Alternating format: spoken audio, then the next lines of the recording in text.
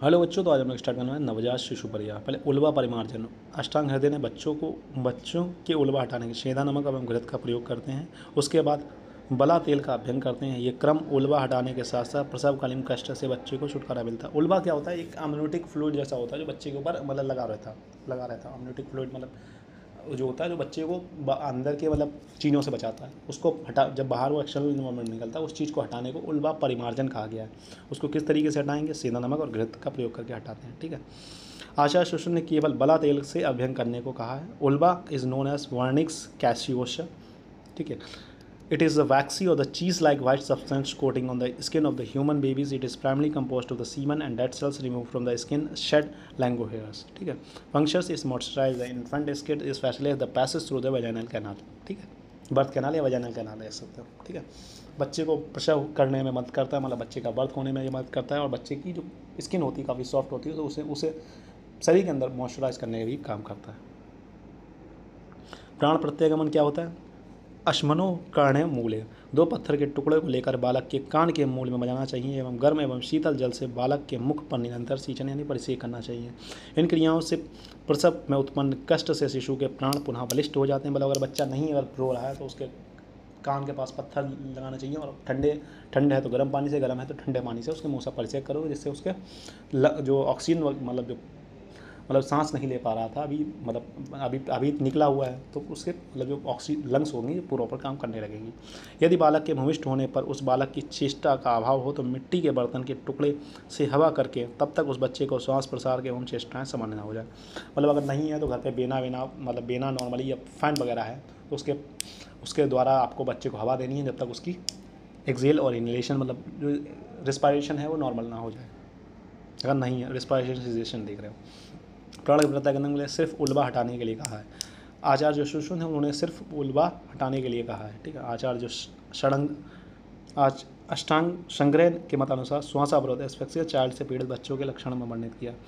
अति दीर्घ श्वास क्लेश अनुरूप रोने में असमर्थ होगा, शरीर की धातुएं अव्यवस्थित होंगी। ठीक है। इन्होंने कुछ लक्षण भी बताए साथ में, कैसे तुम्हें पता लगेगा कि बच्चे एस्फेक्सिया मतलब श्वास अवरोध से पीड़ित हैं। बच्चा रोएगा नहीं, इसलिए कहते हैं जब भी बच्चा पैदा हो तो वो रोना चाहिए।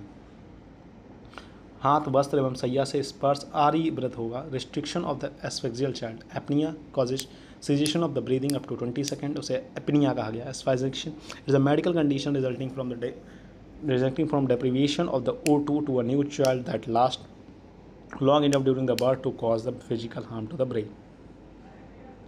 ठीक है। इट इज़ ऑफ 2 टाइप, एल्विडिया और एपेलिडिया। ठीक, ए लिबिडा और ए पैलिडा। ये लिबिडा में क्या होता है? एस्फेक्सियल लिबिडा में, एस्फेक्सियल पैलिडा में क्या होता है? ब्लू कलरेशन होगा, इसमें पेल कलरेशन होगा। इसमें रेस्पिरेटरी फेलियर हो सकता है, इसमें रेस्पिरेटरी सर्कुलेटरी फेलियर भी होता है। लेस सीवियर, ये बहुत ज़्यादा सीवियर होता है। इसमें हार्ट रेट जो होती है वो लगभग 100 से ऊपर रहती है। इसमें हार्ट रेट 100 से कम हो सकती है और अपसेंट भी हो सकती है। एक्सगेटिक क्राई, कुछ मतलब इसमें बच्चा रोएगा लेकिन कुछ कर रोएगा, मतलब बहुत कठिनाई से रोएगा, इसमें बिल्कुल रोएगा ही नहीं।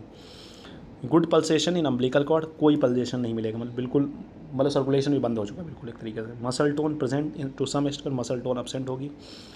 ये मैनेजेबल होता है, नॉन मैनेजेबल होता है। अधिकतर मैनेज नहीं होता, इसे आईसीयू में ही भर्ती करना पड़ता है अगर इस प्रकार का ए पैलिडा टाइप का अगर बच्चा मिल गया आपको। स्नान क्या कराना है? नॉर्मली मुँह से परिसेक कराना है। बच्चा अगर जब पूरी तरीके से हो जाए उसके बाद उसको स्नान कराना है। ठीक है। हेक्साक्लोरोफेन लोशन से बना हुआ जल से बच्चे को स्नान कराना चाहिए। ठीक है। अगर मॉडर्न से कोरिलेट करके देखें, हेक्साक्लोरोफीन लोशन से बना हुआ जल से बच्चे को स्नान कराना चाहिए। पहले के उन्होंने कहा मंत्रों से सिद्ध जल से पहले गुरु से लेना चाहिए, फिर मंत्रों से सिद्ध जल लेना चाहिए, जल से फिर उसे परिचय कराना चाहिए। ठीक है। ऐसा कुछ आचार्यों ने लिखा है। मुख विशोधना आचार्य के अनुसार बालक के तालु, ओष्ठ, कंठ एवं जीभा को उंगली से ऊपर उठाकर स्वच्छ एवं सुस्त रुई से लपेट कर साफ करना चाहिए। इसके बाद शिशु शिरोतालु ऊपर कपास के बर्ती से स्नेह मिलाकर उसके ऊपर रखना चाहिए। इसके बाद सीधा नमक एवं घी पिलाकर बच्चे को वन कराना चाहिए। तो इससे क्या होगा? अगर कोई भी मतलब म्यूकस वगैरह, अमनियोटिक फ्लूइड वगैरह पेट के अंदर चला गया होगा तो वो बाहर निकल आएगा। बच्चे के उल्बा हटाकर सीधा नमक युक्त घी मुख से विशोधित करके फिर उसे सिर के ऊपर से घी से भिगाकर पिशू यानी कॉटन को सिर के ऊपर रखना चाहिए। इससे क्या होगा? बच्चे को नरिशमेंट प्रोवाइड होगा। ठीक है। तर्जनी से तालू के ऊपर उठाकर उसके ऊपर स्नेह मिश्रित पिस्सू को रखना चाहिए। इसमें से कोई भी आप एक आचार्य का जो आपको याद हो सके इजी को याद कर सकते हैं। ठीक है। गर्भोदक वमन क्या? आज आचार्य के अनुसार आज जब बालक गर्भोदक वमन का पानी पी कर लेता है तो उसके बाद सीधा चरपी चटाकर वमन करना चाहिए। वमन बेसिकली इसलिए कराते हैं क्योंकि अगर कोई चीज़ अंदर चली गई हो, अनवांटेड थिंग आगे पेट में एमनियोटिक फ्लूइड वगैरह चली गई हो, या उसी का मलमूत्र चला गया हो, क्योंकि करता तो वो वहीं है, तो वो चीज़ें बाहर निकल आए। अष्टांग ने गर्भोदक वमन कराने के लिए सेंधा नमक सर्पी एवं वचा का भी, इन्होंने सेंधा नमक सर्पी बताया, इन्होंने सेंधा नमक सर्पी का वचा भी बता दिया है।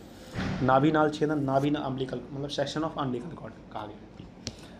नाभिनाल के नाभि से 8 अंगुल चिन्ह लगा देना चाहिए जिस स्थान पर छेदन किया जाना हो, उन दोनों की ओर से पकड़ें और तीक्ष्ण धार युक्त स्वर्ण रौप्य यानी कि स्वर्ण, तामा अथवा लोहे किसी एक धातु से बने अर्धधार वाले चाकू, मतलब एक साइड ब्लंट हो एक साइड धार वाला हो, अर्धधार वाले चाकू से काटना चाहिए। कटा हुआ जो भाग नाभि से लगा हुआ उसे अगले भाग से सूत्र यानी धागा बांधकर बच्चे के कंठ में लगा देना चाहिए। नॉर्मली आजकल तो पहले धागा बांधा जाता था, लेकिन आजकल तो क्लिप आने लगी है। ठीक है, क्लिप लगा देते हैं हम लोग। यदि नाभि पकने लगे तो लोध्र, मधु एवं प्रियंगु, शिरोदारु, हरिद्रा, कल्क, सिद्ध तेल का अध्ययन कराना चाहिए। इन्हीं द्रव्यों को लेकर चूर्ण बनाकर नाभि के ऊपर अब चूर्ण करना मतलब डालना चाहिए अगर पक जाए तो। नाभि नाड़ी यानी अम्बिलिकल कॉर्ड से 8 अंगुल ऊपर नाप कर सूत्र से बांधकर फिर छेदन करना चाहिए। इस सूत्र को बालक के गले में बांधना चाहिए। आचार्य बागभट ने 4 अंगुल छोड़कर छेदन चिन्ह, तो आचार्य बागभट का अलग है, बाकी दोनों आचार्य चरक और सुश्रुत का सेम है, तो अलग है इसलिए एमसीक्यू आ सकता है, तो 4 अंगुल याद करना पड़ेगा। ठीक है। फिर कुछ तेल का परिक्षेप करना चाहिए। 5वां दिन सुखाकर नाड़ी गिर जाए तब गुड़ मास से पीस कर लगाना, गुड़ मास को पीस कर लगाना चाहिए। According to modern section of the umbilical cord, modern में देख लेते हैं किस तरीके से करते हैं। The umbilical cord should be clamped at 2-3 centimetres away from the abdominal using commercially available clamp आते हैं आजकल। Umbilical cord stump should be away from the genitals to avoid the contamination. The cord should be inspected in every 15 to 30 minutes during the initial few hours after birth for the early detection of the oozing। कहीं उससे पस वगैरह कुछ बार तो नहीं निकल रहा है, इसके लिए हर 15 से 30 मिनट में आपको उस चीज़ को देखना पड़ेगा, या आप पेशेंट को भी बता सकते हैं, उसकी माता को बता सकते हैं कि आप ये देखो, अगर कोई प्रॉब्लम होती है तो आप हमें कंफर्म कर सकते हैं। ठीक है, पहली बात तो डॉक्टर को ही करना चाहिए। नॉर्मल अम्बिलिकल कॉर्ड में 2 आर्टरी और 1 वेन होता है। असम्यक नाभिनाल छेदन जन्य व्याधि, अगर आपने सही से अम्बिलिकल कॉर्ड का सेक्शन नहीं किया तो क्या क्या बीमारी हो सकती हैं। चरक का अनुसार 6 व्याधियाँ हो सकती हैं। आयाम हो सकता है उसकी लंबाई बढ़ जाए, हो सकता है विस्तार अति दृढ़ता मतलब आयाम व्यायाम से उत्पन्न पिंडिकाकार हो सकती है, किनारों से उन्नति और बीच में दबा हुआ हो सकता है और बार बार बढ़ जाएगी। ठीक है। चिकित्सा कैसे वातनाशक द्रव्यों से स्नेहन शोधन तथा पुनः लगाना चाहिए।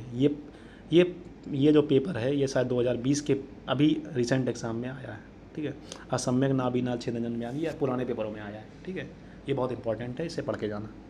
असम्यक नाभिनाल छेदन असर्शन ऑफ अम्बिलिकल कॉर्ड कैसे होता है और इसका आयुर्वेदिक और मॉडर्न दोनों पढ़ के जाना। ठीक है, मॉडर्न ज़्यादा जरूरी नहीं है आप लोगों के लिए, लेकिन आयुर्वेद तो पूरा। अतुडिका, पिंडलिका, विनामिका और ब्रज विजृंभिका। ठीक है, बार बार वृद्धि होना। ठीक है। चिकित्सा वातनाशक द्रव्यों से स्नेह शोधन तथा उपनाह करना चाहिए। जातकर्म सेम एज द प्रीवियस। रक्षाकर्म कैसे करें? जातकर्म के बाद रक्षाकर्म का विधान है। इसके लिए आदानी द्रव्य यानी आदानी द्रव्य खदिर, बेर, पीलू तथा परुषक इन द्रव्यों वृक्षों की शाखा से जिस घर में बालक हो उसके चारों ओर लटका देना चाहिए। श्रुति ग्रह के चारों ओर पीली सरसब, अतीश, तंडुल के दाने को बिखेर देना चाहिए एवं नामकरण से पूर्व लगातार 2 दिन 2 बार तंडुल बाली 2 बार करवाना चाहिए। द्वार पर चौखट के ऊपर मूसली को तिरछा करके रखना चाहिए। बचा कुष्ठ, छमो, वस्त्र, हिंगू, सरसब, अतीस, लहसुन का दाना एवं चावल के कण एवं भूत प्रेत को दूर करने वाली औषधियों को पोटली में लगाकर श्रुति ग्रह के दरवाजे पर लटका देना चाहिए। इसी पोटली को बनाकर श्रुतिका एवं मतलब जो उसकी माता है और उसके बच्चे के गले में लटकाना चाहिए। ठीक है, जिससे भूत प्रेत और आत्मा वगैरह उसके आसपास ना आए। ठीक है। प्रसूतिका के व्यवहार में आने वाले जल रखने वाले पात्र एवं पलंग इस पोटली से बांधे जाए। मतलब जो भी इंस्ट्रूमेंट्स जो माता यूज़ करती है, बच्चा बेसिकली माता यूज़ करती है, तो उन चीज़ों पर ये पोटली आपने जो बनाई है इसको बांध देना चाहिए। ठीक है। सूतिका ग्रह के अंदर कनक कुंडक की आग एवं तिंदुक की आग सदैव जलाना चाहिए। सूतिका काल में जो सूतिका की सेवा में लगे रहते हैं एवं सूतिका के अन्य हितैषी स्त्रियाँ 10-12 दिन तक लगातार दान, मंगल पाठ, आशीर्वाद, स्तुति, गीत गायन, बाजा बजाना चाहिए। कुमार एवं सूतिका के कल्याण हेतु जो ब्राह्मण अर्थवेद का ज्ञाता हो, मतलब जो जिसे पूरा ज्ञान हो, वह सुबह शाम, मतलब सुबह शाम हवन करना चाहिए। ठीक, सुबह शाम आपको हवन करना है। फिर आचार्य शिशु जो हैं वो कहते हैं शिशु को धूप से धूपित करना चाहिए, क्योंकि विटामिन डी बहुत ज़रूरी होती है बच्चों के लिए, तो उसे धूप भी दिखाना चाहिए। बालकागार या कुमारागार में अग्नि जलाना चाहिए। व्रणितो उपस्नेह को काम में लाना चाहिए। ठीक है बच्चों, तो आज के लिए इतना ही। मिलते हैं नेक्स्ट लेक्चर में, तब तक के लिए हैव अ नाइस डे। पढ़ते रहें, मस्त रहें। अगर कोई समस्या होती तो आप पूछ सकते हैं।